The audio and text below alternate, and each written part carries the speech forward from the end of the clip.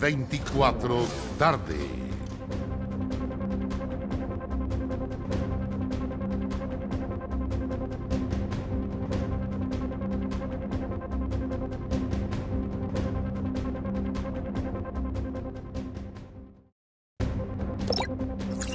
Con el auspicio de Chevrolet, presentamos 24 tarde. Noticias en 24 tarde en esta jornada de lunes 12 de junio, la jornada más helada en este 2023, por lo menos aquí en la región metropolitana. Los termómetros llegaron a marcar menos 3,3 grados en la estación Pudahuel de la Dirección Meteorológica. Hay actualmente 12,5 pronosticados, 14 para esta jornada. Los invito a revisar cuáles han sido las imágenes que han marcado esta jornada de día lunes. Comenzamos con información policial. Un carabinero de civil mató a un delincuente y frustró una encerrona en su contra. Esto en la comuna de La Florida. También en información sanitaria muy relevante, el superintendente de redes asistenciales anunció un sumario administrativo para aclarar por qué no se llamó a la clínica Las Condes en el caso de la pequeña fallecida la semana pasada en San Antonio. Fernando Arauz no aclaró las discrepancias en las versiones respecto a este caso. Y también en información del mundo, Italia despide a su ex primer ministro, 86 años, Silvio Berlusconi, una de las figuras políticas más emblemáticas y polémicas del último cuarto de siglo en ese país. Aquí comienza 24 tarde. Lo mencionábamos recién, un carabinero de civil mató a un delincuente y frustró una encerrona en su contra. Esto en la comuna de La Florida. Vamos con toda la información policial de la jornada junto a Fabián Collado. Fabián, muy buenas tardes. Muy buenas tardes, Andrés. Un hecho de violencia que lamentablemente se repite en ese sector de la comuna de La Florida y en la avenida Santa María a la altura del lago Cochrane. Estamos hablando de un carabinero, un subteniente de la policía uniformada, el cual estaba llegando a su domicilio cerca de las 11 de la noche de ayer. Y ocurre lo que ustedes están viendo en pantalla, delincuentes, los cuales primero le bloquean el paso a su automóvil. Posterior a aquello se bajan, lo intimidan con armas para que se bajara. Es ahí cuando este funcionario policial, que estaba de civil, él estaba llegando a su domicilio, inmediatamente al verse intimidado, saca un arma, que la tiene obviamente inscrita, todo de manera legal, y es cuando percuta varios disparos en contra de estos antisociales, los cuales dejan abandonado el vehículo en que originalmente se trasladaban y arrancan a pie en dirección desconocida. Trataron de huir por todos los sectores ahí en la comuna de La Florida, en la avenida Santa María, pero al poco andar uno de ellos cayó, producto de estos disparos que le llegaron, y de hecho la ambulancia llegó hasta ese lugar y pudo constatar de que se encontraba sin vida un delincuente, el cual no tiene antecedentes. Estamos hablando de un sujeto de 18 años, el cual fue sometido a diversos peritajes por parte de la policía uniformada. Estamos hablando de Víctor Ricardo Antonio del Pino Ormazábal, de 18 años, el cual no tiene antecedentes. En definitiva, el funcionario policial, el que estaba arribando a su domicilio, se quedó en el lugar, mientras que Carabineros comenzó a realizar diversos peritajes. La Fiscalía Metropolitana Oriente determinó que fuera la misma policía uniformada los cuales estuvieran analizando este caso con el fin de poder conocer mayores antecedentes, y sobre todo en vista y considerando de que el carabinero que protagonizó esta historia reconoció que le dio al menos a 2 delincuentes. Uno de ellos falleció, que lo mencionábamos anteriormente. Un segundo todavía no se sabe de su paradero. De hecho, se ha estado analizando, se ha tomado contacto con diversos hospitales que son próximos a este lugar. Estamos hablando del Hospital El Pino, el Hospital Luis Tirné, en la comuna de Peñalolén, también el Hospital de la Florida, el Hospital Sotero del Río en Puente Alto, y hasta esta hora de la tarde no ha llegado ningún sujeto con lesiones que sean atribuibles de haber protagonizado este violento portonazo en contra del carabinero ahí en la comuna de La Florida. Dentro de los peritajes, claro, se acreditó la legítima defensa por parte de este funcionario policial que estaba de civil al momento de arribar a su domicilio y que fue víctima de este portonazo, el cual no sufrió lesiones afortunadamente a raíz de aquello. Varios vecinos sintieron los disparos, no sabían bien lo que sucedía, y luego por aplicaciones, por WhatsApp, se estuvieron contactando para poder ver por qué estos disparos, esta balacera que se estaba produciendo a pocos pasos de sus hogares. Vamos a revisar esas declaraciones. Lo único que sé es que hubieron muchos disparos. ¿Cuántos síntomas? Fueron varios. Yo no sé. Deben haber sido unos 6, 8, si no más. Y ahí empecé a sentir los disparos. Pero hartos disparos, 10 y tanto. Y abrí un poco la ventana y vi que iban corriendo 4 gallos. 3 primero y otro que iba desesperado, como quejándose.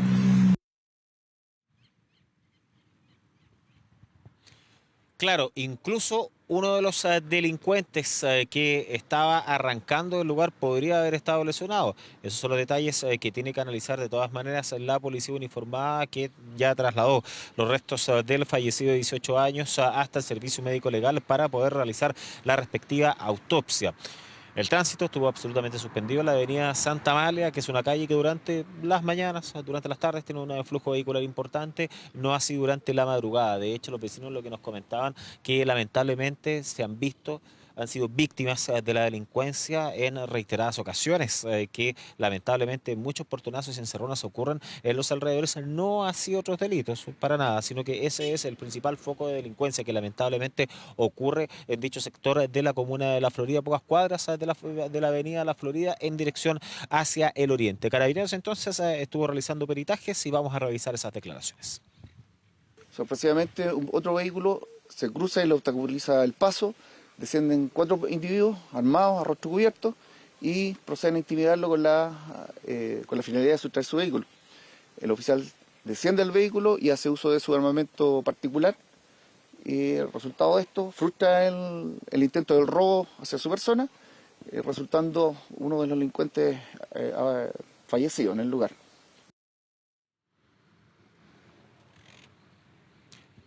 Procedimiento por parte del carabinero protagonista de esta historia, que habría estado plenamente ajustado como víctima, tratando de defenderse de esta banda de delincuentes, que incluso al parecer no lo habría estado siguiendo, sino que justo ven cuando este funcionario policial estaba ingresando a su domicilio y ahí regresan hasta un costado de él para poder atacarlo. Incluso terminan colisionando con una palmera que se encontraba ahí en el sector. De hecho, no se descarta en un 100% que también puedan existir algunos otros delincuentes que tengan malestares de salud producto de este mismo accidente, independiente de este baleado que está siendo buscado ampliamente por parte de Carabineros. El círculo ya cada vez se acota más. ¿En qué sentido? Está plenamente identificado el fallecido. La identificación, lo decíamos al principio de este despacho, 18 años sin antecedentes. De todas maneras, el resto de la banda podría ser capturada durante las próximas horas.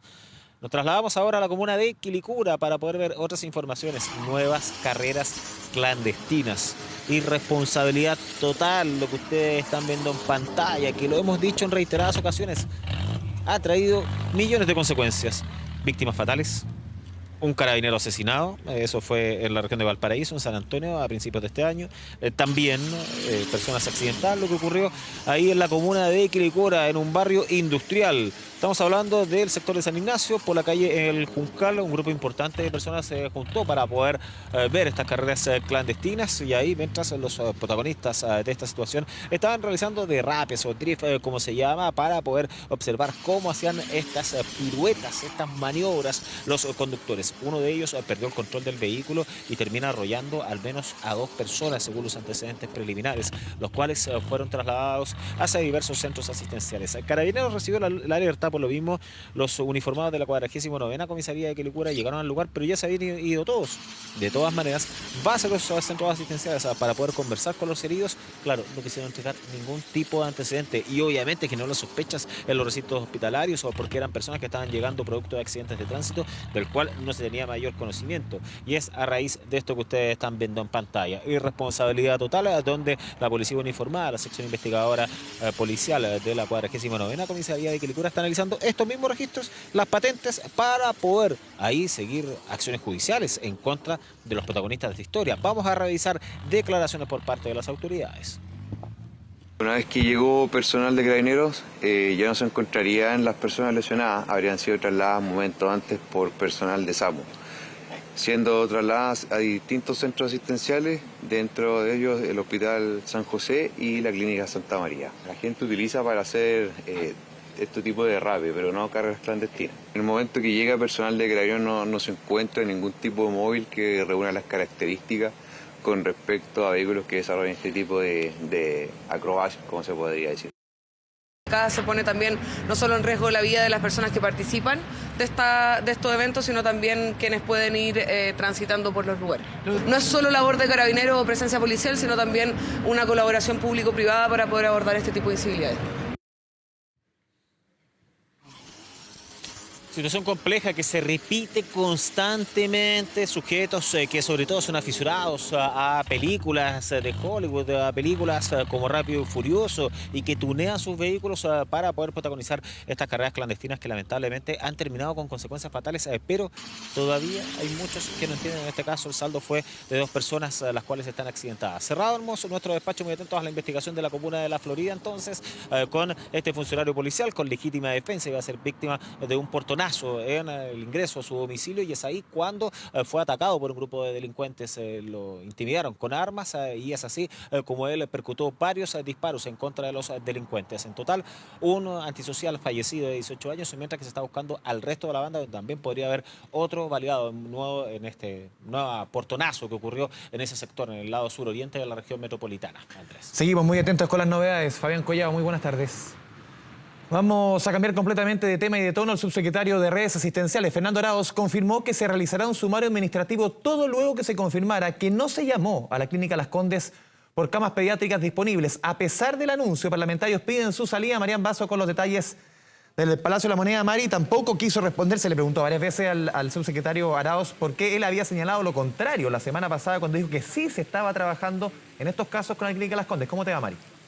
Hola Andrés, sí, justamente la situación es bastante confusa. Hasta el momento no tenemos mucha claridad de lo que ha sucedido. Eso sí, la palabra que ha marcado esta jornada en el gobierno es error. Lo ha dicho la ministra del Interior, también la ministra de Salud, Jimena Aguilera, que fue un error no haber contactado a la Clínica Las Condes para saber si había una cama crítica pediátrica disponible en el momento que se estaba buscando una plaza para la pequeña Mía, la lactante de 2 meses, que lamentablemente falleció la semana pasada cuando desde las autoridades se le señalaron que la única cama disponible estaba a más de 1.600 kilómetros en Arica. Y es por eso entonces que ahora se quiere ver finalmente qué es lo que pasó ahí. Hay que esclarecer cuáles son las responsabilidades y por qué entonces no se llamó a Clínica Las Condes. Vamos a pasar a escuchar de inmediato cuáles fueron las declaraciones durante esta jornada, tanto de la jefa de gabinete como de la ministra de la Salud, cuando se le pregunta respecto de las responsabilidades políticas. ¿Y eso por qué? Porque desde la Clínica Las Condes señalaron que a ellos nunca los llamaron para ver si es que había una cama disponible, una cama pediátrica disponible en su momento, siendo que también en su momento el subsecretario de Redes Asistenciales, Fernando Arauz, había señalado que sí se había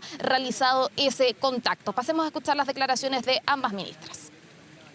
Nosotros lo que estamos haciendo es concentrados en tratar de dar respuesta al brote de virus incisional y yo creo que esa es la prioridad en este momento. Ministra, la ministra Carolina Toá dijo que fue un error no haber llamado a la clínica. ¿Qué responde usted como ministra de Salud? Sí, eso mismo dije yo ayer en el Canal 13, de que efectivamente...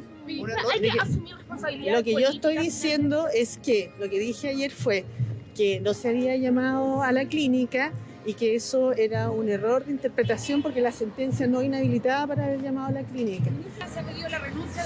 Se corrigió el error, se están haciendo las medidas correspondientes y después vamos a ver el tema de la responsabilidad. ¿Cómo se corrige el error, ministra? ¿Cómo se corrige el error? Se corrige llamando, incorporando a la clínica en todos los protocolos.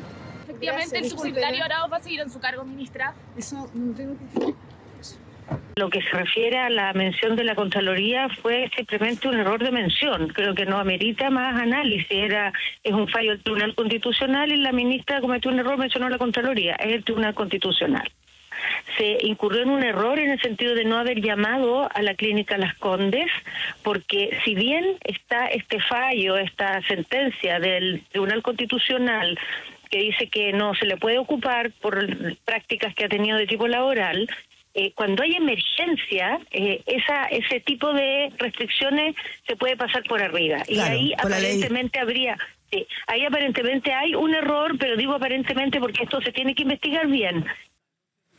Sí, hagamos un repaso breve de lo que fue esta seguidilla de declaraciones, porque en un principio cuando se habla y se le pregunta al subsecretario Arauz respecto de cuándo o cuántas camas habían disponibles, señala que solamente estaba esta cama en Arica, que se había hecho un barrido, ¿no es cierto?, por todos los recintos sanitarios públicos y privados, y esta era la única cama disponible. Luego, desde la Clínica Las Condes señalan que a ellos nunca los contactaron. La ministra de Salud posteriormente señala que no los contactaron porque desde Contraloría había un dictamen que prohibía suscribir convenios con la Clínica Las Condes. Desde Contraloría señalan que eso no es así, lo que fue rectificado posteriormente con el Ministerio de Salud, y señala entonces la ministra Jimena Aguilera que sí hubo un error. ¿Y qué pasó también durante esta jornada? Lo trata de clarificar el subsecretario de Redes Asistenciales, Fernando Arauz, señalando que la situación pasó de esta manera, que a él le informaron que efectivamente se había hecho todo este barrido, que habían llamado a las clínicas, también a los recintos de salud públicos y privados, y que le habían informado a él que entonces la única cama disponible era la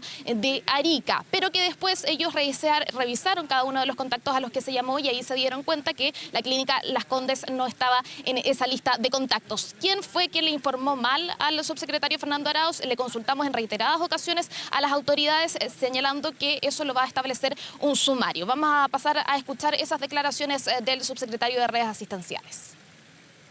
Posterior a que fue informado que se cumplió esto a cabalidad, hemos instruido también los registros, la revisión de registro de llamada por llamada y en ese caso no se pudo constatar la llamada clínica Las Condes.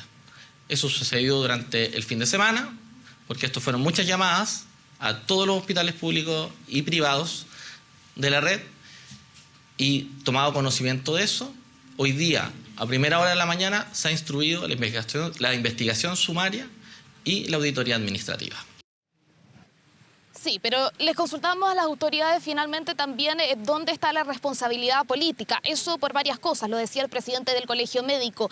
Dada esta información de que no se llamó a la clínica Las Condes, se hubiese realizado eso, si se hubiese dispuesto esa cama, por lo menos se sabría que se habrían hecho todos los esfuerzos disponibles para poder salvar la vida de Mía en ese sentido. También las palabras del presidente de la República el día viernes, que señala que ya no hay margen de error, no hay margen para cometer más errores en cuanto a su equipo político. También la solicitud desde la oposición exigiendo la renuncia del subsecretario Arauz, o si no una amenaza de acusación constitucional en contra de la ministra de Salud. Todo ese ambiente entonces da a entender que la pregunta está si se ha evaluado la permanencia del subsecretario de Redes Asistenciales en el gobierno. Se lo consultamos hoy día a la ministra vocera Camila Vallejo respecto de su evaluación de la permanencia del subsecretario Arauz, y señaló que todos los cargos están a disposición y evaluación constante del presidente de la República.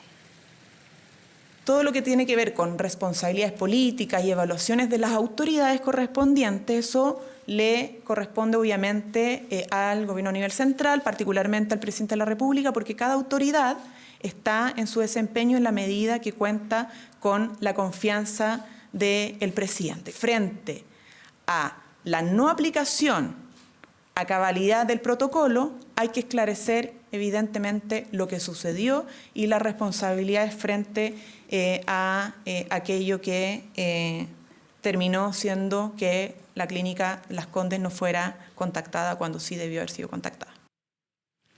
Sí, finalmente entonces hay que esperar, dice la ministra vocera de Gobierno, los resultados de esta indagación, de este sumario, para establecer quién fue la persona que comunicó mal al subsecretario Arauz respecto de que no se llamó finalmente a Clínica Las Condes, en una situación que todavía no es muy clara, que todavía es bien confusa respecto de entonces cuándo se llamó, cuándo se solicitaron los contactos, los informes, quién fue la persona que no habría informado bien al subsecretario Arauz, y todo esto en un momento muy complejo de esta crisis sanitaria, con un aumento de enfermedades respiratorias, y donde también es muy importante la confianza que tienen cada uno de los padres y madres o cuidadores de los pequeños, de los lactantes, de los niños y niñas al asistir a un recinto sanitario, y también la confianza que tienen que tener en las autoridades cuando uno de sus lactantes o niños y niñas están en una situación tan compleja como esa. Así que hasta el momento son las declaraciones que se han hecho desde las autoridades. Hay que esperar entonces el resultado de esta investigación sumaria. Han establecido también las autoridades de gobierno para saber cuál van a ser finalmente las consecuencias políticas y responsabilidades políticas que de aquí surjan. Marian Basso, seguimos conectados desde el Palacio de la Moneda. Muy buenas tardes. Buenas tardes. Nos vamos al sur del país. Tras un incendio que afectó a una cabaña, esto en Los Ángeles, las autoridades encontraron un mortero mientras revisaban los restos de la vivienda. David Yáñez, con los detalles desde el Biobío. David, buenas tardes. Hola, muy buenas tardes. Se trata de un incendio que partió aproximadamente a las 6 de la mañana a unos 6 kilómetros al sur de Los Ángeles, en el sector La Mona, la parcela El Nogal. Una cabaña al interior estaba en llamas, y cuando llegó bomberos a trabajar por el incendio lograron extinguir las llamas. Estaban en plena revisión de los escombros cuando se encuentran con este artefacto. Un artefacto que por definición es un arma de guerra, un mortero, que en todo caso por la situación que sobrevivió. El haber estado al interior de un incendio, lo más probable es que haya estado desactivado. Sin embargo, por protocolo, los mismos voluntarios de bomberos llamaron a Carabineros y estos al Ministerio Público. Fue la Fiscalía de Los Ángeles la que dispuso que fuera Carabineros del GOPE y el Labocar para poder tomar este artefacto y hacerle los análisis correspondientes. Una situación que en todo caso preocupa, pues este tipo de artefactos no deberían estar en poder de los particulares, ni siquiera en calidad de desactivados. Tenemos en ese sentido las declaraciones entregadas por Carabineros y la Delegación Presidencial Regional. Escuchemos. Una vez realizadas las labores de extinción por parte del personal de bomberos, dentro de los escombros se logra percatar o hallar un artefacto de tipo mortero de uso militar dentro de los escombros del siniestro antes señalado. Hubo un incendio que no sabemos cuál es el origen y que al entrar los distintos equipos de bomberos encontraron algunas municiones que son municiones de guerra. Nosotros aquí lo que estamos haciendo justamente es iniciar todas las investigaciones para poder saber tanto el origen del incendio como el origen de estas municiones, que es lo que nos preocupa. No es aceptable que nadie tenga este tipo de municiones en su poder y por lo tanto la investigación tiene que ocurrir y tienen que pagar quienes sean responsables. Si bien aún se desconocen las causas reales y concretas de este incendio, se hablaba originalmente como una situación meramente preliminar por parte de bomberos, que habría señales como para señalar una falla eléctrica al interior de esta cabaña, una cabaña relativamente pequeña ubicada en el sector sur rural de Los Ángeles. Razón por la cual ahora la gran pregunta es establecer qué hacía este mortero en ese lugar y si estaba o no en capacidad de poder hacer efectos, de estallar, que es lo más preocupante desde el punto de vista de la existencia de este armamento de guerra en poder de particulares. David Yáñez, desde la región del Biobío, muy buenas tardes. 13:22, nos vamos a la primera pausa en 24 tarde.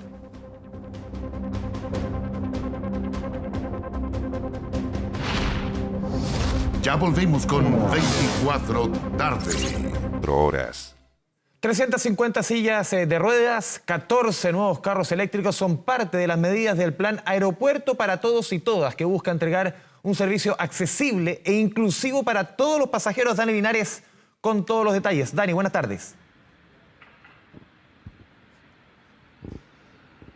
Fue a finales del mes de abril donde Mario Kreuzberger incendió las alarmas respecto a las condiciones de accesibilidad del aeropuerto de Santiago, relatando, por ejemplo, que el recorrido que le tomó desde la puerta de embarque hasta la salida del aeropuerto son más de 2 kilómetros, 3.500 pasos, según lo pudo contabilizar él mismo con su teléfono. Además, por cierto, de las experiencias de otros pasajeros que daban cuenta de la inexistencia de sillas de rueda y en el caso de requerirlas se tenían que ir a buscarla a un punto de encuentro lejano de aquel lugar, cuando en todos los aeropuertos del mundo, señalaba él en esta carta publicada en el diario El Mercurio, las sillas de ruedas llegan a donde están las personas que la necesitan, no es que tengan que ir a buscarla a algún punto en particular, destacando además en las largas trayectos que hay hoy al interior del Aeropuerto Internacional de Santiago, esto por la remodelación que tiene también dificultades para las personas en situación de discapacidad. Es por eso que se ha tomado esta denuncia con un plan de acción por parte del aeropuerto,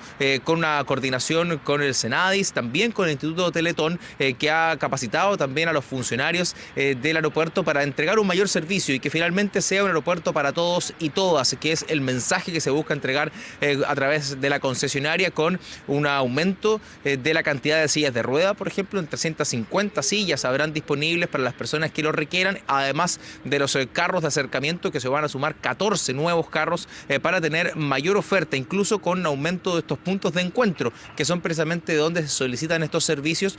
Va a haber una mayor cantidad de los mismos, no solamente en el terminal internacional, sino que también en el terminal nacional, que en este momento se encuentra en obras. Todo esto de cara además a los Juegos Panamericanos y Parapanamericanos, que va a tener también ahí una demanda importante de personas en situación de discapacidad que se van a encontrar con el aeropuerto de Santiago como la primera infraestructura de nuestro país. Por ende, se busca que esa experiencia también sea positiva con la incorporación de una nueva rampa de acceso en el sector de policía internacional, algunas de las remodelaciones que son parte de este plan de acción que viene de esta denuncia, ¿no?, que reconocía la propia ministra de Obras Públicas, que tocó fuerte la fibra de todas las personas que trabajan en torno al aeropuerto y que finalmente deriva en este plan de acción que ya fue inaugurado y que estará disponible en su totalidad a fines del mes de julio. Vamos a revisar declaraciones de las autoridades en el lanzamiento de este plan, lo nuevo que tendrá el aeropuerto para mejorar las condiciones de acceso y que sea finalmente un aeropuerto de fácil acceso para todos y todas.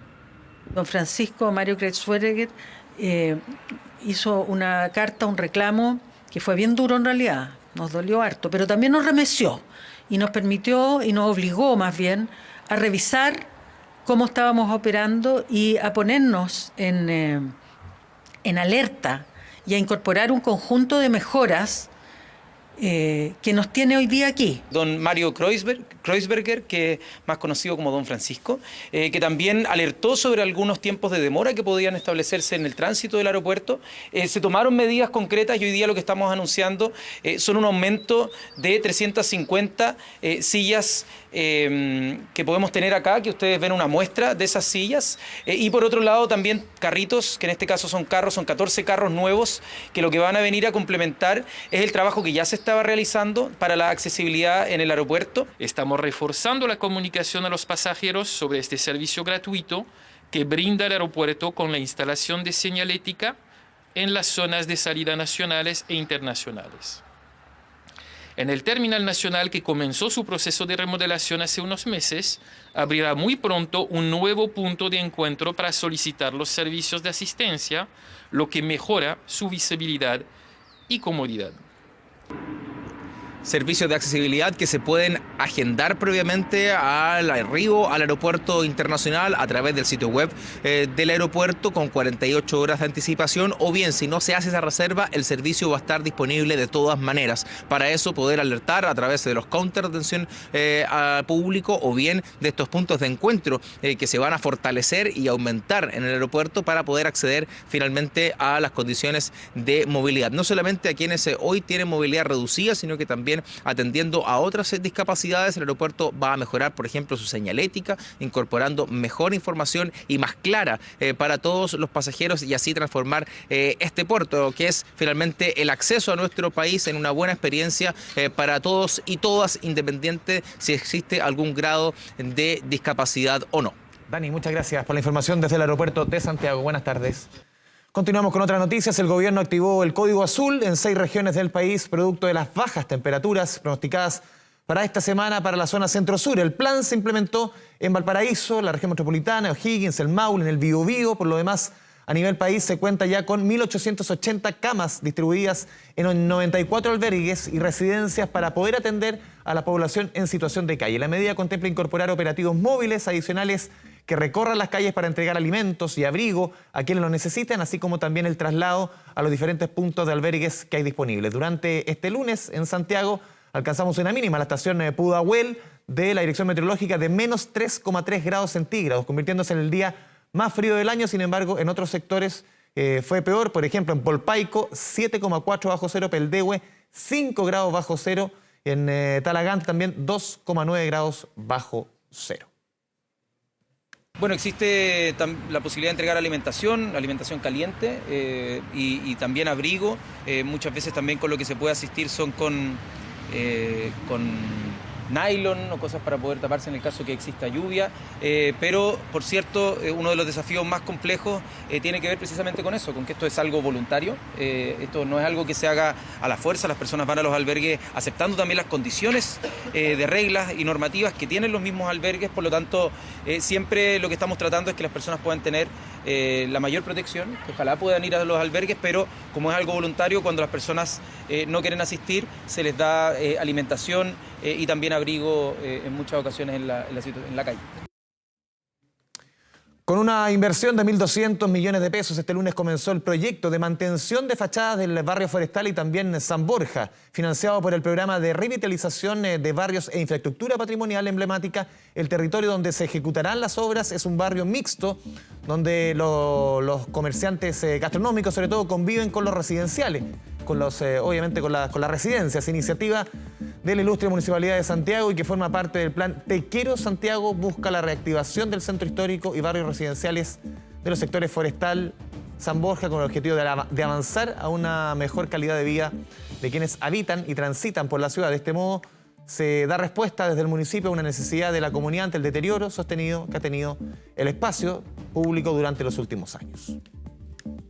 Este plan, que contempla 1.200 millones de inversión, tiene en sus posibilidades pasar más de una vez para poder justamente recuperar esta pintura. Sin embargo, lo más importante es que llamamos a la ciudadanía a cuidarlo, porque especialmente requerimos que estos lugares se mantengan. Como Subder estamos súper contentos de poder compartir junto a la Municipalidad de Santiago, así como también lo hacemos con muchas otras municipalidades, nuestro programa de revitalización de barrio e infraestructura patrimonial emblemática, el PRVIPE. Este programa nos permite intervenir justamente en territorios que son considerados patrimoniales. Y eso enlaza con la estrategia de recuperación de espacios públicos que estamos llevando adelante como gobierno. Ya volvemos con 24 tarde. Sillo. 1 de la tarde con 44 minutos, es momento de hablar de economía en 24 tarde y vamos a hablar de uno de los indicadores más sensibles en materia económica. Hablamos del empleo. Hace un par de semanas que el INE entregó la desocupación para el último trimestre. No son números positivos y hoy también se entregó de parte de la Universidad Diego Portales. Se profundizó y se responde una pregunta que es bien importante en esta coyuntura. ¿Cuánto demoran los chilenos, chilenas, en encontrar empleo en esta coyuntura? Si lo comparamos, por ejemplo, un año atrás. Pasemos a revisar la primera gráfica que hemos preparado de acuerdo a este estudio, insisto, de la Universidad Diego Portales. Se desmenuzan los números que entrega el INE y ahí se van sacando algunas conclusiones. Por ejemplo, ¿cuánto dura una persona desempleada en nuestro país? En el trimestre febrero-abril del año pasado, en promedio, una persona que perdía el trabajo demoraba 5,9 meses en recuperar, en encontrar una nueva fuente laboral. ¿Qué sucede un año después? Esto no se condice mucho con lo que está sucediendo con las cifras de empleo, que han empeorado de un año a otro. De 7,7 a 8,7 aumentó el desempleo.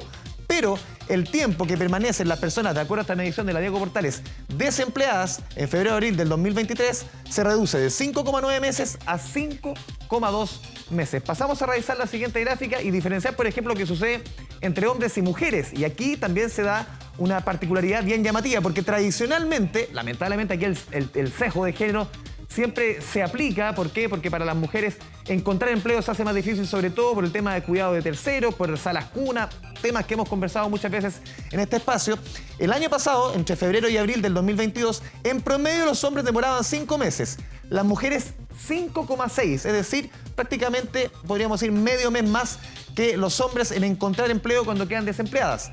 ¿Y qué es lo que sucede? Un año después, en el caso de los hombres, aumenta a 6 meses, de 5 a 6 meses, y en el caso de las mujeres, bien llamativo, se reduce de 5,6 a 4,4 meses. También esto va de la mano con lo que hemos visto en las últimas mediciones de empleo, como más mujeres han salido al mercado laboral, lamentablemente muchas de ellas en el mercado informal, a buscar empleo, muchas de ellas que estuvieron inactivas, y esto también se refleja en el hecho de que se reduce el tiempo de desempleo de las mujeres respecto a un año atrás, muy inferior al de los hombres, cuando tradicionalmente era o se castigaba mucho más a las mujeres. Vamos con la siguiente gráfica para seguir entrando en este tema. Se habla también del desempleo de larga duración, que son personas que llevan 12 meses o más sin trabajo. O sea, es un desempleo, entre comillas, más crónico. ¿Cómo se han desenvuelto estos números? Y lo dividimos en rango etario, que aquí es muy preocupante. Las personas de 50 años y más, los que están desempleados, un 20%, es decir, 1 de cada 5 está en este desempleo de larga duración. Por lo menos 1 de cada 5 desempleados lleva por lo menos 12 meses o más sin trabajo. En el caso de 35 a 49 años, 12,9, 25 a 34 años, 9,4. Mientras mayor edad la persona, más tiempo se demora en encontrar empleo. Vamos con la siguiente gráfica. Seguimos entrando en este tema del desempleo de larga duración, que de acuerdo a la medición y a los datos entregados por la Diego Portales, en el trimestre de febrero-abril, el último que medíamos, se llegó a 95.250 desempleados de larga duración. Si lo comparamos 2 años atrás, en plena pandemia, claro, ahí el horizonte es algo mejor. Hace 2 años teníamos 241.000, pero estábamos en un escenario pandémico que complicaba sobre todo la contratación de trabajadores en nuestro país. Hoy, el 11,7% del total de desocupados son de estos denominados desempleos de larga duración, que están 12 o más meses de desempleo. Y la última gráfica que hemos preparado Si hacemos la comparación entre extranjeros y el promedio nacional, los extranjeros están 3,4 meses en promedio desempleados en Chile, el promedio nacional es 5,2. Hay una necesidad, hay un tema de migración evidentemente que se concentra en la búsqueda de empleo, que hace que sea menor el tiempo que pasan sin trabajo. Y los hogares con menores de 18 años, en promedio, quien busca trabajo se demora 4 meses, y los hogares sin menores de 18 años, la búsqueda de trabajo prácticamente aumenta en tiempo un 50%, de 4 a 6,3 meses. Vamos a dejar el tema del empleo, vamos a cambiar completamente de tema y de tono. Seguimos en la economía. ¿Por qué? Porque la marca Calvin Klein anunció una querella contra la tienda ITES por la importación de ropa falsificada. En total, fueron más de 17.000 los boxers detectados como falsos por el Servicio Nacional de Aduanas en San Antonio, los que, según detallaron, tenían etiquetas no congruentes con las adosadas en los productos originales, además de costuras con malas terminaciones y desprolijas, entre algunos detalles. Productos que tienen un valor cercano a los 54 millones de pesos. Tras la querella en su contra, desde la tienda descartaron tajantemente que la mercadería sea de su propiedad, subrayando que no internaron esa mercadería al país. Además, sostuvieron que se reservan el derecho a iniciar acciones legales por el eventual daño generado producto de esta acusación.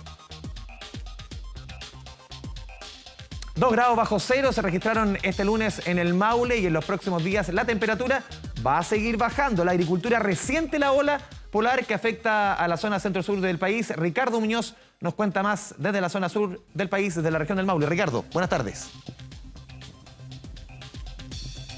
Así es, temperaturas bajo los 2 grados se han registrado acá en la región del Maule, una mínima que se registró en Talca puntualmente luego del paso de una masa de frío polar que se ha sentido con fuerza desde la región de Valparaíso y hasta la región del Biobío. Parte de lo que han tenido que enfrentar, por ejemplo, agricultores y campesinos de este territorio, que han tenido que en algunos casos adelantar la cosecha de cilantro, perejil, lechuga y otras hortalizas que se cultivan acá en esta zona. Estuvimos conversando sobre esta situación junto al agroclimatólogo de la Universidad de Talca, que nos detalló parte de este fenómeno meteorológico, también con agricultores quienes han tenido que hacer frente a este nuevo evento meteorológico. Pasemos a escuchar sus declaraciones. Ir retirando las verduras antes que llegue el frío, las bajas temperaturas, ir sacando todo lo que se pueda antes. Por ejemplo, el cilantro, espinaca, acelga, irlo retirando antes que llegue la helada, porque se daña la verdura acá. Al echarse a perder, por ejemplo, no sé, se quema la coliflor, el repollo, todo lo que es verdura en la tierra, escasea, y al escasear sube. Entonces ahí ya empiezan a traer de otros lados y así. Esta masa de aire polar nos va a acompañar por lo menos hasta el día jueves, en que las temperaturas ya van a volver a los 0, y hacia el día jueves 2 grados sobre 0 en la zona central. Está acompañada de humedad, de nubosidad, lo que deja una sensación térmica durante todo el día, en promedio de una temperatura que las personas la van a sentir entre 2 a 3 grados. Lo escuchábamos ahí entonces, temperaturas que van a alcanzar una baja que va a llegar incluso hasta los menos 3 grados en comunas como Curicó el día de mañana, y que han obligado a que los agricultores tengan que adaptarse a este tipo de situaciones, incorporando por ejemplo plástico, la instalación de invernaderos y también adelantando las cosechas, como lo vemos acá en este campo de Pencahue, acá en la región del Maule. Una información que está todavía en proceso y que por supuesto estaremos actualizando a través de nuestras diversas ediciones. Nos despedimos con esa imagen en vivo, parte de la cosecha adelantada de cilantros. Que tengan una mejor jornada. Gracias por la información desde la región del Maule. Buenas tardes. Internacional. 13 horas con 52 minutos. Información del mundo que está concentrada en la muerte de uno de los líderes más importantes de Italia en las últimas 3 décadas, 86 años, con luces y sombras. Silvio Berlusconi. Andrea Aguilar, ¿cómo te va? ¿Cómo estás, Andrés? Muy buenas tardes. Y partimos justamente concentrados en lo que pasa a esta hora en Milán, en donde finalmente Italia despide a su ex primer ministro Silvio Berlusconi. Tú lo mencionabas, un hombre que tiene luces, que tiene sombras, que está marcado por obviamente los escándalos, que ha tenido distintas facetas también, muy prendado a lo que fue toda la conformación de Italia en el último siglo también, y sobre todo la conformación política, porque recordemos que él era el líder de este partido Forza Italia, que era un hombre que además era muy rico, y gran parte del análisis que hacen, Andrés, durante esta jornada los medios italianos tiene que ver con el legado que deja Silvio Berlusconi. Decían, era un hombre tremendamente rico, pero que pudo conectar con los italianos. Exacto, porque él tiene una particularidad, no solamente inmensamente rico, era dueño de un tremendo imperio mediático Y lo otro, él se hace dueño y lleva al estrellato a uno de los equipos italianos de fútbol más importantes, que es el AC Milán. Bajo su mandato, el Milan ganó 5 Eurocopas, para entender, o Champions League, la famosa orejona. El tipo fue construyendo así su figura política y lograr lo que logró. Claro, y finalmente también Andrés tenía una gran acogida entre la gente de a pie. Finalmente es un hombre que según Forbes tenía un patrimonio de 6.400 millones de euros, pero que conectaba mucho con la clase trabajadora. Incluso cuando le preguntaban ¿para qué tienes 6 viñas en distintas partes de Italia? Él decía como, el sueño de cada padre italiano es dejarle a su hijo algo. Yo tengo 5 hijos, así que tengo bastante que dejar. Vamos a revisar justamente a esta hora cuáles han sido las portadas, cómo han registrado los distintos medios de comunicación, particularmente, Andrés, concentrados en Italia, en donde hablan de cómo va a ser obviamente el arribo del ataúd, de cómo va a ser la cámara ardiente, que inicialmente se hablaba iba a ser en Mediaset, que es justamente este imperio mediático que tú decías que hay que también aclarar un poco en sus casas, tiene que ver con la fundación de la televisión privada en Italia. Realmente es un hombre que fue un magnate de las comunicaciones también, y gran parte de ese legado tiene que ver con eso. Otro de los principales medios en Italia habla del fin de una era, que también es una de las formas en las que se podría conducir lo que ha sucedido hoy en Italia. Adiós al caballero. ¿En el Duomo? ¿Lo despiden en el Duomo? En la Catedral de Italia, en el Duomo de Italia. Además, Andrés, un funeral de Estado que va a ser el día miércoles, donde además también estamos ahí con imagen en vivo de la Catedral o del Duomo en Italia, en Milán, en donde finalmente vamos a ver seguramente el día miércoles un funeral de Estado. También se ha declarado el día de luto nacional. Se han registrado también en distintas partes qué era lo que había pasado con la salud. Recordemos que él finalmente llegaba al hospital de San Rafael el día viernes, y después de eso finalmente en horas de esta mañana se comunicaba su fallecimiento. Vamos a tomar contacto, Andrés, a esta hora justamente con nuestra corresponsal en Milán, en Italia, con Flavia Cordela, para conocer todos los detalles. Flavia, ¿de qué se viene de ahora en adelante? ¿Cómo estás? Muy buenas tardes. Buenas tardes. ¿Cómo están? Muy buenas tardes. Claro, porque a los 86 años se muere Silvio Berlusconi, en una noticia que ha sido impresionante, cómo ha llamado la atención de los distintos medios italianos. Ustedes lo revisaban y rápidamente, cuando se dio a conocer esta noticia, comenzaron distintas transmisiones especiales a través de los distintos medios de comunicación. Hablan de una figura política potente, dicen también, como ustedes los comentaban, que a Silvio Berlusconi o se le amaba o se le odiaba. Y eso es también el pulso que pudimos sentir nosotros durante esta jornada en la calle, hablando con los distintos italianos que están en los distintos puntos de la ciudad de Milán, que dicen, claro, fue un hombre que pese a que, por ejemplo, hablábamos con una persona que nos decían, pese a que él no es de mi partido político, es un hombre que ha sido un aporte para el país, y principalmente con el tema del trabajo. Lo que se viene para los próximos días es 2 días de velorio, hoy y también el día martes. El cuerpo de Silvio Berlusconi fue trasladado a las 2 de la tarde, hora local, hasta su casa, que queda al norte de Milán, cerca de una ciudad que se llama Monza, y él se encuentra en ese lugar. Finalmente se habló de capilla ardiente o no, información que no estaba del todo clara, y se determinó que estos días de velorio finalmente van a ser solamente para la familia y para un grupo privado. Pese a eso, ha llegado muchas personas a rendirle un último adiós, a entregar flores. Conversamos con ellos y esto fue lo que nos dijeron.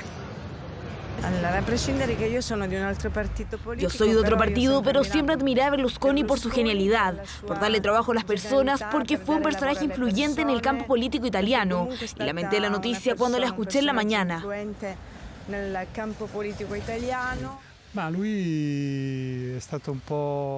Él fue un evasor, un innovador, un pillo, un simpático. No era una persona violenta, por eso los italianos siempre lo tuvieron en una buena posición, porque no era una persona violenta y mala, pero hizo lo que quiso. Sinceramente lo lamento mucho, porque es una persona que hizo historia en nuestro país, por lo que realmente lo lamento.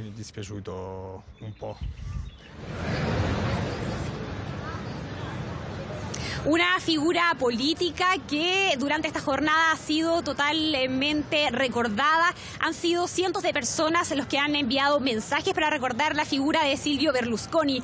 Dentro de las cosas que comentaban, por ejemplo, los medios italianos durante esta mañana, es que decían que uno de los países que se había tomado esta noticia había sido precisamente Rusia, por la cercanía que tenía Vladimir Putin con Silvio Berlusconi, quien también entregó un mensaje valorando la figura de quien fuera primer ministro. Quien también lo hizo fue el Papa Francisco, por ejemplo, y también la primer ministra Giorgia Meloni, quien durante este lunes suspendió todas las actividades que ella tenía en agenda, porque se presume que ya podría estar por llegar hasta aquí, hasta la ciudad de Milano. Dado a conocer esa información, también se entregó un mensaje de la primer ministra y esto fue lo que dijo. Escuchemos. Silvio Berlusconi fue ante todo un luchador. Fue un hombre que nunca tuvo miedo de defender sus creencias y fue precisamente ese coraje y determinación lo que lo convirtió en uno de los hombres más influyentes en la historia de Italia. Esto le permitió hacer realidad puntos de inflexión en el mundo de la política, de la comunicación y en el mundo de los negocios. Declaraciones entonces de la primera ministra italiana y declaraciones también a las que se han sumado cientos de personas del mundo político aquí en Italia. Una noticia que, por cierto, acaparó todas las portadas y donde estamos nosotros ahora precisamente es en la Catedral de Milán, el llamado Duomo, donde se van a realizar en este punto los funerales el día miércoles. Está previsto que sea a las 3 de la tarde acá hora de Italia, a las 9 de la mañana de Chile. Por lo tanto, vamos a estar guiándoles todas las informaciones sobre esta noticia, la muerte de Silvio Berlusconi a sus 86 años. Qué maravilla el panorama a tu espalda. Flavia Cordela, muchas gracias. Buenas tardes. Buenas tardes. Vamos a seguir, Andrés, hablando de otras noticias que concentran también la atención mundial y tiene que ver con lo que va a pasar el día de mañana. Bueno, muy parecido a Silvio Berlusconi. El Berlusconi de Estados Unidos, se podría decir. El otro fue un vanguardista en estos temas. Exactamente. El expresidente Donald Trump ya va camino a Miami desde Nueva Jersey para hacer frente a lo que va a ser la comparecencia del día de mañana. Se espera que responda ante este tribunal por el robo de documentos clasificados. Hay algo bien paradójico, Andrés, que tiene que ver con esto y dice su defensa que él como expresidente tenía derecho a guardar recuerdos de su gobierno.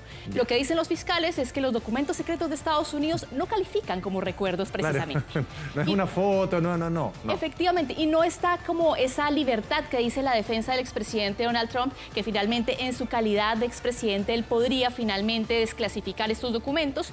Vamos a estar también pendientes de cómo va a ser el arribo del expresidente Donald Trump a esa imagen que estamos viendo, Andrés, es su residencia en Mar-a-Lago.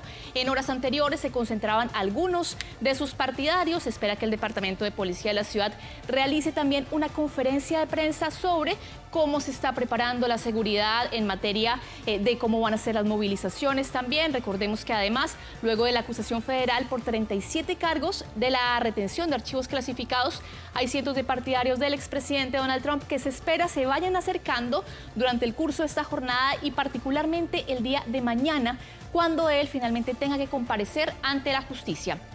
Va a ser, Andrés, un proceso muy similar al que vimos en Nueva York, con una prensa y también con unos jurados mucho más afables al expresidente Donald Trump. Recordemos que esta es su zona de confort, en donde tiene la mayor cantidad también de votantes. No solamente, recordemos que Nueva York es una ciudad y es un estado bastante hostil hacia el expresidente. Y finalmente, lo que se ha dicho, mucho se había especulado la primera vez que lo vimos como el presidente acusado en Estados Unidos, si lo íbamos a ver o no con esposa, si iba a haber foto o no. Todo ese tipo de cosas quedaron prácticamente saldadas la vez pasada en Nueva York. No va a haber efectivamente una foto como si él fuera un presidario común y corriente. Imagínate una foto así. Efectivamente, bueno, solamente la inteligencia artificial tiene ese tipo de fotos. Tú la mostraste la otra vez, ¿no? Que claro, esa las tuvimos. Que era, en esta, dejaba para adentro. Claro, en esta ocasión no vamos a tener ese tipo de imágenes. Vamos a tener, sí, los dibujos clásicos de esas comparecencias, porque recordemos que incluso a los periodistas que se les permite la entrada a la audiencia no pueden grabar, no pueden reproducir nada, no puede haber nada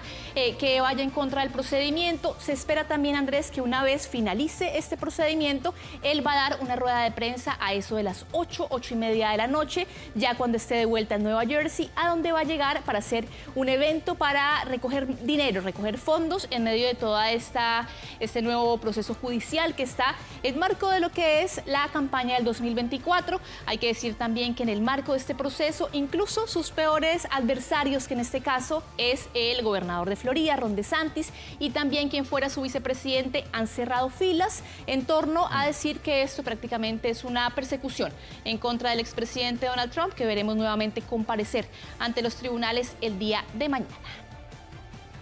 Y seguimos revisando otra información. Vamos ahora con una investigación que hizo un periódico británico, The Sunday Times, en donde vuelve, Andrés, sobre una de las primeras teorías que se habían dado sobre el origen del COVID. Dicen ellos que se habría creado en China como parte también de un desarrollo de una nueva arma biológica. Y esto tiene que ver con algunas de las versiones que han entregado algunos científicos. Una investigación que hace The Sunday Times, este grupo de científicos en la ciudad de Wuhan, trabajaban, dicen ellos, con el ejército chino, combinando los coronavirus más letales del mundo para crear una nueva enfermedad mutante. Después de examinar las comunicaciones interceptadas, los investigadores creen que el experimento chino pues resultó en una filtración desde el Instituto de Virología de Wuhan y que habría sido un error humano por el cual finalmente termina siendo liberado este virus. Se les escapó el bicho. En buen chileno. Efectivamente, y esa era, Andrés, una de las principales teorías. Al principio, sí. Primero que una persona había comido un murciélago en una feria, y esta también era otra teoría que se recogía en su minuto. Recordemos Wuhan, la ciudad de origen del virus. Claro, y que en algún momento lo que había dicho la OMS era que esto no era cierto, al menos vuelven a darse algunos antecedentes novedosos sobre lo que sería el origen de la pandemia, y habían dicho que incluso las personas que crearon este virus habían estado trabajando en la vacuna antes de que se produjera la pandemia. Todo esto en el terreno de la investigación periodística, muchos llaman incluso la especulación, porque finalmente no hay algo que respalde como tal el hecho de que haya este tipo de teorías. Y de Wuhan y de lo que pasa en China nos vamos a esta hora a Colombia, porque saben ustedes que el viernes prácticamente, Andrés, una historia como el realismo mágico, ¿no? De esas que escribe Gabriel García Usted sabe Márquez. mucho mejor que yo de eso. Y esto que estamos viendo, Andrés, son justamente las primeras imágenes inéditas del momento en el que fueron rescatados estos 4 pequeñitos que estaban perdidos en el Amazonas, que sobrevivieron heroicamente gracias a los saberes indígenas que les había inculcado su abuela en su comunidad, gracias a esta pequeña de 13 años, a Leslie, que fue la encargada prácticamente de mantener a salvo a sus hermanos. Muchos dicen que la selva, en ese sentido, no fue el peligro, sino fue los que los acogió. Obviamente, lo que ellos sabían, cómo moverse en la selva, no eran niños de ciudad, por decirlo, eran niños 13, de una comunidad 9, indígena. 4 y 11 un meses. año, exacto. Un año. Efectivamente, una niña de 11 meses que en medio de la selva cumple su primer añito de vida, y los niños aparecen sentados en la selva mientras los soldados del ejército les dan de comer.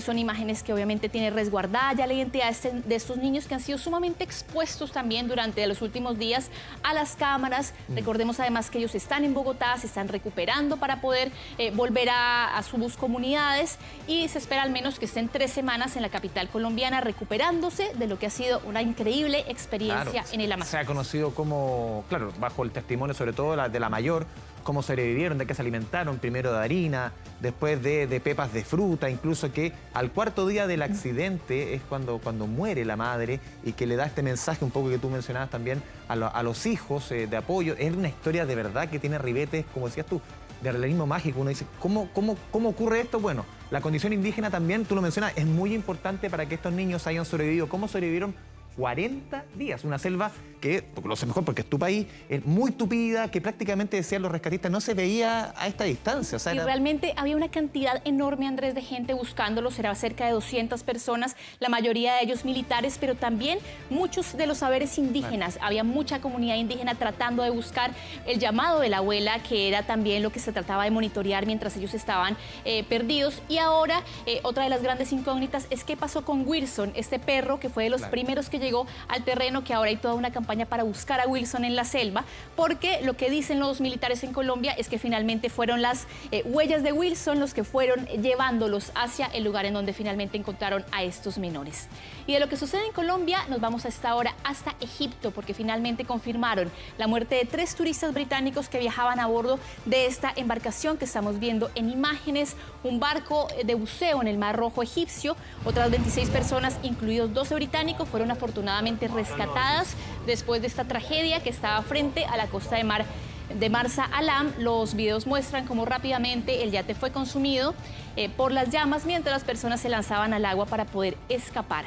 Lo que dicen también informes iniciales es que el incendio comenzó a las 6:30 de la mañana por una falla eléctrica, en específico un cortocircuito en la sala de máquinas. De inmediato la Fiscalía egipcia inició ya una investigación para ver todos los antecedentes que rodean esta tragedia y las identidades de las víctimas fatales no han sido reveladas. Y vamos a volver hasta ahora a Estados Unidos, pero con unas imágenes impactantes que dejan cortes de energía, inundaciones, producto, Andrés, nuevamente de granizos de un tamaño y de una magnitud enorme. Esto que estamos viendo en imágenes es el norte de Texas, donde las autoridades emitieron una alerta de tormenta severa para la mayor parte del norte de este estado, incluido varios estados bien poblados como Dallas, como Tarrant. El clima trajo consigo fuertes vientos, lluvia, rayos que estamos viendo ahí en estas imágenes. Incluso dicen que el tamaño de estas bolas eran prácticamente una pelota de béisbol en algunas ciudades del estado. Decenas de residentes reportaron daños graves en sus vehículos, en sus hogares, además obviamente del corte de luz que afectó a cerca de 40.000 personas. Y la tormenta también causó inundaciones en algunos sectores. Hay equipos de rescate en estos momentos que han respondido a diversos llamados de auxilio que se han dado en esta zona de Estados Unidos. Y nos vamos a quedar en este país justamente para despedir nuestro informe internacional. Andrés, un oso vuelve a ser de las suyas. Esta vez está en Florida. Nadie sabe cómo llegó ese oso a esa playa, Andrés. Calor tenía. Mira, yo creo que estaba, aparte que ya estamos llegando o estamos prácticamente en el verano en Estados Unidos, los asistentes a una playa de Florida realmente no entienden cómo estaba este oso ahí. Porque el otro día nos mostraron, no sé, un oso comiéndose la comida a un perro en un bosque en tal parte. Un oso acá, pero siempre en el bosque. En el bosque, pero mira, el oso en la playa fue obviamente un espectáculo. Afortunadamente era un oso más chico, era un oso que no, claro, un osés no se podría decir. Esto sucedió en la costa de Destin, una ciudad costera ubicada en el noreste de Florida. Los bañistas comentaron a los medios locales que durante varios minutos no sabían realmente qué era lo que había ahí. Imaginaban que era otro tipo de animal, obviamente más... ¿Qué pensarías tú si ves eso? Una foca, no cualquier cosa que... Jamás un oso. Claro, no, pero no, un oso en la playa de Florida, nunca. Y obviamente todavía no está claro, Andrés, de dónde vino el oso, cuál es la ubicación, si finalmente lo bueno de todo es que él pudo volver a su hábitat natural y que afortunadamente no causó ningún tipo de problema con los turistas que estaban en la playa, pero qué terror tener uno de estos habitantes. Es verdad. Andrea Aguilar, muchas gracias. Que estén bien. Buenas tardes. Continuamos con información local. Al menos 30 vehículos sufrieron daños y robos por delincuentes durante el partido de Chile ante Cuba en cercanías del estadio Ester Roa Rebolledo de Concepción. Felipe Jara con todos los detalles desde el Biobío. Felipe, buenas tardes. Muy buenas tardes. Sí, hay dos balances que se pueden realizar tras el partido amistoso de Chile con Cuba acá en Concepción. Uno que dice relación con la seguridad al interior del estadio y ese balance es completamente positivo. Ningún incidente y todo se desarrolló en completa normalidad. Muy distinto a lo que ocurrió en los anillos exteriores al estadio Ester Roa Rebolledo. Uno de los incidentes que ocurrió fue la vandalización de vehículos, particularmente en el sector en donde nos encontramos nosotros en este momento. Esto es un parque que está muy cerca del estadio, pero durante la tarde-noche del día de ayer este lugar fue utilizado, hay que decirlo de manera ilegal, como estacionamiento. Acá se instaló un grupo de personas, 4 a 5 aproximadamente, que estaban con chalecos reflectantes y que justamente comenzaron a hacer ingresar a las personas ante la falta de estacionamientos que hay en el estadio Ester Roa a este lugar. Acá los acomodaban, les indicaban en qué lugar debían estacionarse. Y no solo eso, porque además le realizaban un cobro de 10.000 pesos. Esto con la con el compromiso de que ellos se iban a estar encargando de la seguridad y estar resguardando los vehículos durante las 2 horas que duraba el partido. ¿Qué es lo que ocurrió? Que luego de finalizado el encuentro, las personas comenzaron a regresar a sus vehículos y fue ahí que se dieron cuenta que en primer lugar estas personas que les habían cobrado ya no estaban y en segundo término advirtieron que muchos de sus vehículos habían sido vandalizados. Les habían quebrado los vidrios, no solo eso, además les habían robado pertenencias que tenían en su interior. Hoy día nosotros, el día después, estuvimos con una de esas víctimas, Felipe, quien estuvo acá en este lugar, vandalizaron su vehículo, le quebraron los vidrios, le robaron algunas pertenencias y hoy día se estaba ya encargando de lo que es la reposición del vehículo. Él nos contó la reposición del vidrio que le habían quebrado de su vehículo. Él nos contó parte de la dinámica de este grupo que estuvo realizando los cobros y por supuesto también en la situación que vivió cuando ya advirtió que su vehículo había sido vandalizado en este lugar durante el encuentro de Chile con Cuba. Los quiero invitar a que pasemos a revisar sus declaraciones. Como ustedes pueden ver, abro, digamos, la portamaleta y caen los vidrios. Me doy cuenta que habían roto la luneta trasera. Y empiezo a darme cuenta, empieza a llegar la gente y toda la gente empieza a darse cuenta que sus autos habían sido vandalizados y robados. Así como Felipe, fueron varias las víctimas de la vandalización de vehículos. De hecho, se habla de 40 personas aproximadamente. ¿Por qué no hay cifras oficiales? Porque, lo ha dicho Carabineros durante esta jornada, no se han recibido denuncias en los cuarteles de Carabineros acá en la zona tras este hecho. Los quiero invitar a que pasemos a revisar también declaraciones de autoridades al respecto. El estadio en sí, siendo una sede deportiva grande, tremenda aquí en la región, no tiene estacionamiento habilitado para el público asistente y lo otro, el tema del parquímetro, de los parquímetros, no está regulado en la ciudad de Concepción al día de hoy. Por lo tanto, nosotros, insisto, no tenemos en este momento denuncias de robos o hurtos desde el interior de ese vehículo. Por lo tanto, nosotros sí contábamos con presencia policial en las diferentes arterias de las inmediaciones del estadio, pero no recibimos denuncias. En el lugar donde ocurrieron estos lamentables hechos, que los rechazamos categóricamente, donde hay eran escrupulosos que incluso cobraban hasta 10.000 pesos por cobrar cada automóvil y cuando llegaban los propietarios de los vehículos ni siquiera estaban porque habían que pagárselo de manera anticipada, fueron en lugares no residenciales. Se nos pidió al municipio de Concepción, por lo menos, poder estar recorriendo permanentemente los sectores residenciales aledaños al estadio, lo cual se hizo y lamentablemente en estos lugares que no están habilitados para estacionamiento ocurrieron estos lamentables hechos. Sí, por ahora el llamado que han hecho las autoridades es a quienes fueron víctimas de esta situación pueden realizar las denuncias para comenzar a efectuar una investigación y poder eventualmente dar con el paradero de las personas responsables de la vandalización de estos cerca de 30 vehículos que se vieron afectados por esta situación, sus dueños también. Una situación que por supuesto empañó la fiesta deportiva que se vivió durante la noche del día de ayer con este partido amistoso que tuvo como escenario el estadio Ester Roa Rebolledo de Concepción. Felipe Jara, muchas gracias por la información desde el Biobío. 2 de la tarde con 30 minutos, volvemos para despedirnos en 24 tarde y hay 15 grados en la capital. Alcanzamos la máxima pronosticada para hoy para la dirección meteorológica. Puede seguir la sintonía de TVN o seguir informándose a través de la pantalla de Canal 24 Horas. Que tenga una buena y provechosa tarde. Chao, chao.